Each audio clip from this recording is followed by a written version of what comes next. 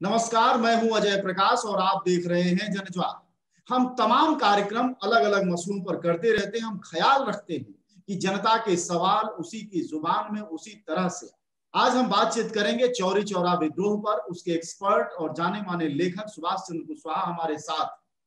वह बताएंगे हमें कि उस आजादी की परंपरा से आज का क्या रिश्ता है, उस आजादी की परंपरा से हमने क्या हासिल किया है और भविष्य का कैसे रास्ता निकलता है उन विद्रोहों और उन परंपराओं से, और उसी के बदौलत हमारा लोकतंत्र कैसे खड़ा है। सुभाष जी, आपका स्वागत है हमारे इस खास कार्यक्रम में। हम आपसे सबसे पहला सवाल ये जानना चाहेंगे कि आज चौरी चौरा विद्रोह की आप किस रूप में प्रासंगिकता देखते हैं? धन्यवाद। आपने बड़ा ज्वलंत प्रश्न खड़ा किया है जी। और श्रोताओं को भी इस बात को ध्यान में रखना होगा कि आज पूरे देश में किसान आंदोलित हैं, सड़कों पर हैं और जाड़े में किस तरह से वो अपने समय गुजार रहे हैं।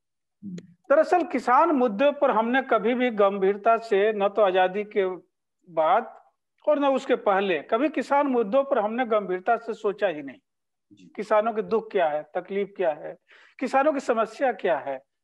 ऐसा लगता है कि यहाँ ग्राम जीवन क्या है। मैंने ग्राम जीवन बड़ा खूबसूरत है, ऐसा वर्णन किया जाता है हमारे साहित्य की किताबों में भी। दरअसल हम गांव में रहते नहीं है, या रहते हैं तो बड़ा सुविधाभोगी क्लास से, वर्ग से आते हैं, इसलिए हम गांव की तकलीफों को नहीं जानते। चौरी चौरा विद्रोह मूलतः एक किसान आंदोलन ही है। किसान आंदोलन से शुरू होता है और उसकी परिणति जब उसकी समस्याओं का हल नहीं होता है, किसानों की समस्याओं का हल नहीं होता है, उन पर जुल्म होते हैं, उनको बेदखली होती है, उन पर लगान की मार इतनी ज्यादा पड़ती है कि वो विद्रोह करने के लिए बाध्य होते हैं और उसकी परिणति चौरी चौरा विद्रोह सामने आता है। किसानों के मुद्दों पर हम जब बात करते हैं तो उनके ये समझते हैं कि किसान खेती करता है, कमाता है, खाता है और ठीक ठाक अपना समय गुजारता है।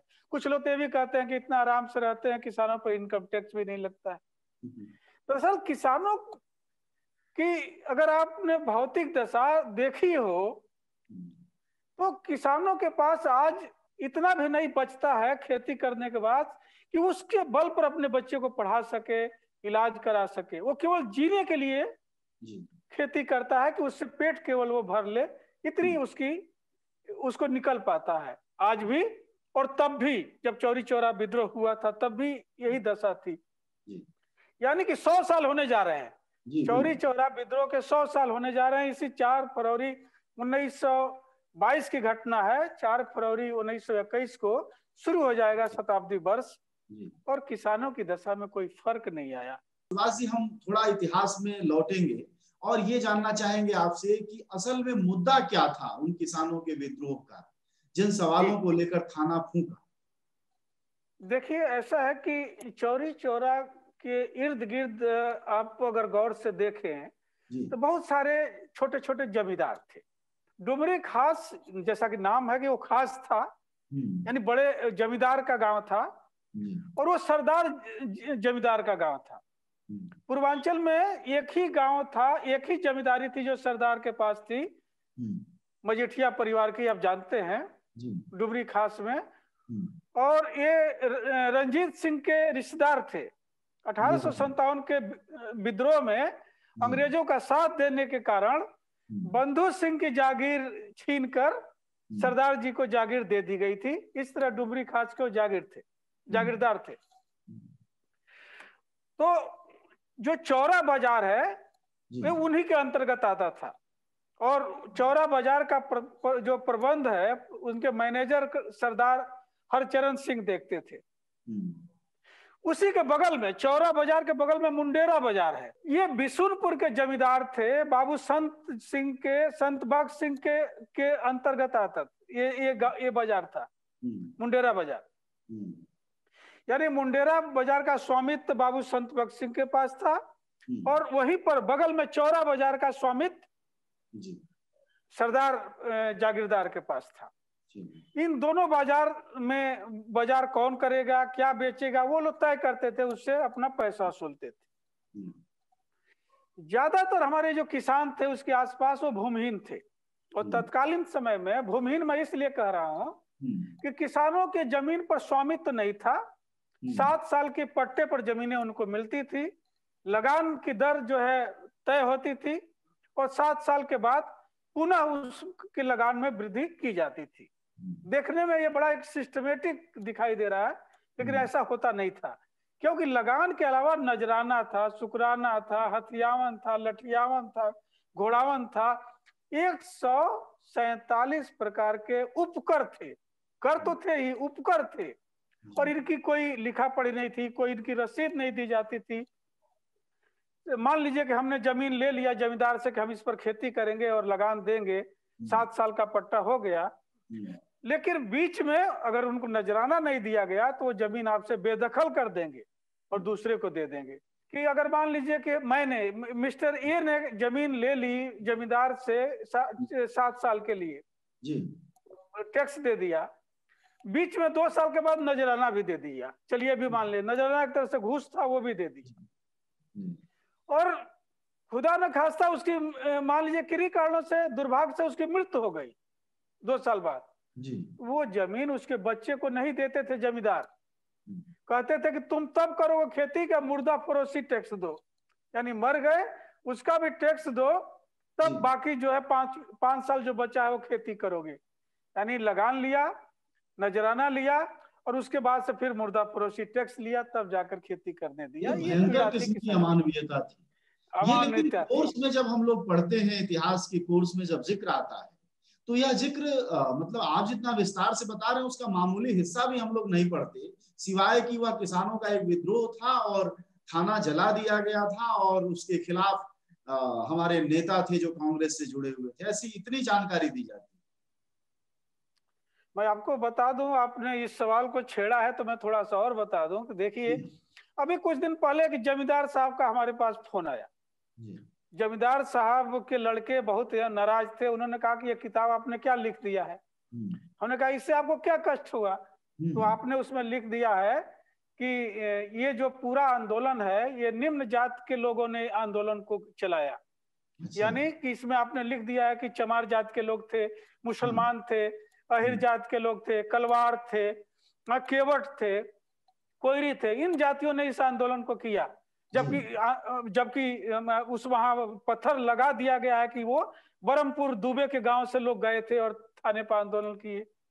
हमने कहा बरमपुर गांव तो जमींदारों का गांव था, वो तो अंग्रेजों के साथ थे, तो आंदोलन करने कैसे जाते? तो उन्होंने कहा देखिए वहां पत्थर लगा है। हमने कहा इसीलिए तो मैं किताब लिखा हूं कि वहां पत्थर गलत लगा हुआ है। जब उसका फैसला, जब उसका मामला कोर्ट में गया है, सेशन कोर्ट में गया है, हाई कोर्ट में गया है, तो जाहिर होगा रिकॉर्ड में है। जब जो चीज रिकॉर्ड में है, सेशन कोर्ट में नक्शा बनता है किसी भी घटना का, उसका पूरा रूट चार्ट बनता है। रूट चार्ट बना हुआ है कि कहां से जुलूस शुरू हुआ और कहां खत्म हुआ। अब आप उसको नहीं मानते हैं, लेकिन आपने अपनी, तो वो धमका रहे थे कि आपने इसको लिखना उखना बंद करिए, हम लोग नया इतिहास लिख रहे हैं।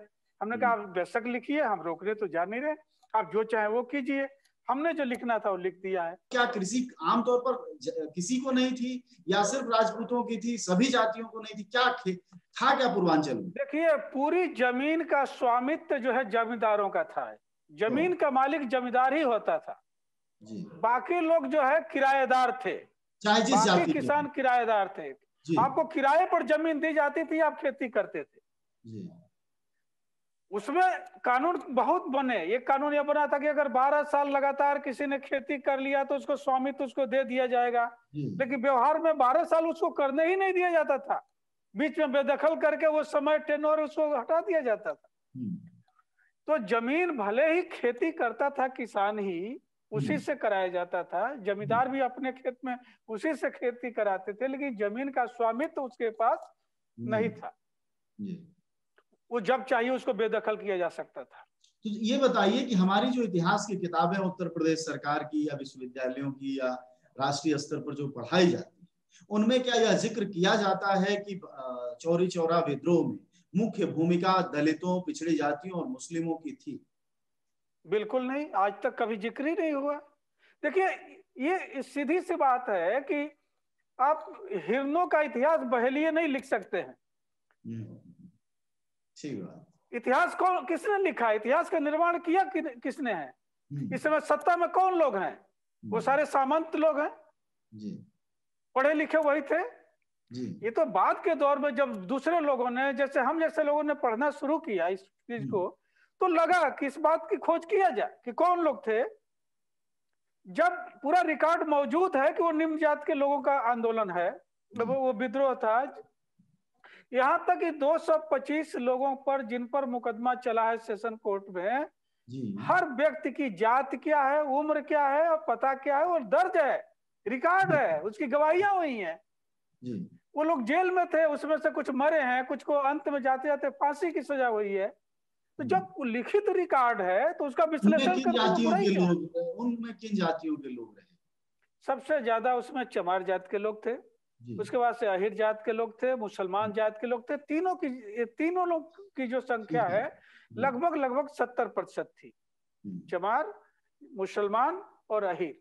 और बाकी जातियों में कलवाड़ थे, मलाह थे, पासी थे, कुर्मी थे, कुशवाहा थे, ये सारी जातियां थी, बहुत सारी जातियां थी उसमें। लेकिन मेजॉरिटी में 3-4 जातियां थी जिनको हमने बता दिया। अच्छा, चौरी चौरा कांड के इतिहास के लेखन में जो गड़बड़ियां हुई उसको लेकर उत्तर प्रदेश सरकार हो या केंद्र सरकार हो, आप लोगों ने कोई पहल की कि इसको सही किया जाए, दुरुस्त किया जाए? मैं खुद ही पहल किया, और बहुत जरूरी पहल इसलिए किया। डीएम को मैंने लिखा, कई बार लिखा, स्थानीय स्तर पर लोगों ने उठाया, और कुछ शहीद परिवार के लोगों को जब मेरी किताब मिली तो उन्होंने इस बात को उठाया। देखिए, सबसे बड़ी गलती यह है कि आज भी वहां पर 2 स्मारक है। आप जानकर ताजुब करेंगे कि शहीद स्मारक, आप कहेंगे कि चौरी चौरा में मुझे देखना है जी, तो स्पष्ट नहीं होगा कि आप कौन सा स्मारक देखना चाहते हैं। 2 स्मारक किस बात का? एक स्मारक उनका है जिन्होंने गोली चलाई, ठीक, सिपाहियों का, अच्छा। उनका भी नाम शहीद स्मारक ही है। और सबसे मजेदार बात यह है कि सिपाहियों के शहीद स्मारक पर जो ब्रिटिश सिपाही थे, जय हिंद लिखा हुआ है, आज भी लिखा हुआ है। जय हिंद लिखा हुआ है उन पर जिन्होंने गोली चलाई भारतीयों पर, और जो भारतीय मर गए या जो बाद में फांसी पर चढ़ गए, उनका स्मारक बगल में बना है, उसका भी नाम शहीद स्मारक ही है।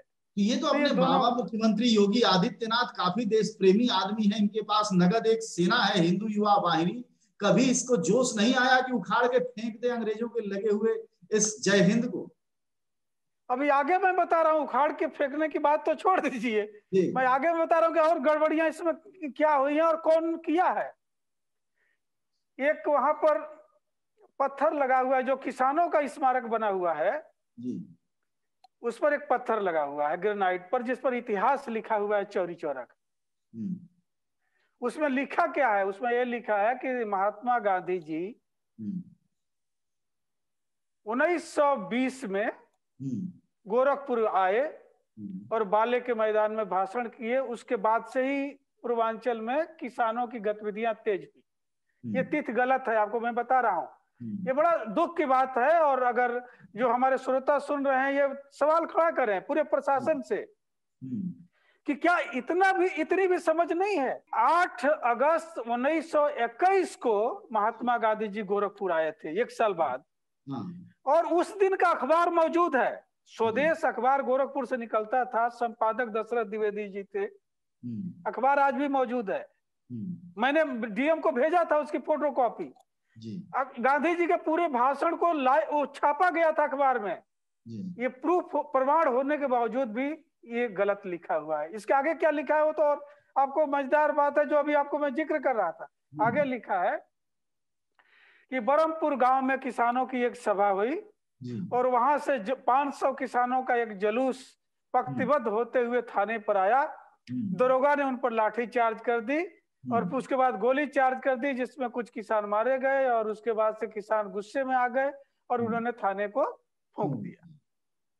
अब बरमपुर गांव कैसे पैदा हो गया ये मेरे आज तक मेरे समझ में नहीं आया, क्योंकि हाई कोर्ट के जजमेंट में लगभग 47 पैरा हैं और लगभग हर पैरा में डुमरी खुर्द गांव का नाम का जिक्र आया, हर पैरा में आया।